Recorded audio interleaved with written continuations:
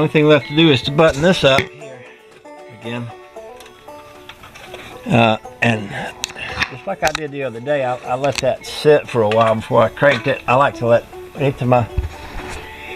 Not everybody puts silicone on the valve cover gasket, and you may not need to. I do, and I like to let it sit a while and kind of make contact with itself and harden up a little bit before I crank it. So I am not planning to crank this car for a goodly while. I'll go work on something else. So, but I will go ahead and bolt this up, and after that's had time to sit and harden up a little bit, I'll start it. Might be a good time to go to church. It's probably coming up on about that time, and then when I get back, I can go from there. Sometimes I wonder if my role out here on YouTube is to make mistakes so y'all don't have to. I'm not the kind of guy that does a how-to video.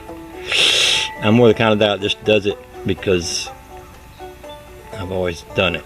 And in this case, I left out one little piece of metal. That little piece of metal goes up between the cylinders and on top of the push rod tubes. Of course, it's impossible to get it in place without pulling all these push rod tubes out, which would be pretty hard to do now that they're in there, especially the way they're spring loaded. So what I did instead is I made a little piece here, and it fits in there good and snug, and it covers the same area that the other one did. So I kind of have rigged up something that I think will work just as well.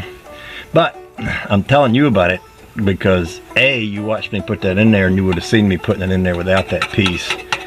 And B, when you do your car, don't forget, I have flattened this end out. It used to be been up, but this piece snaps up in there between those two cylinders, those two center cylinders, probably just to push the air around to either end. So I'm confessing to my sins. Please forgive me and have a nice day. Now I'm going to button this back up again.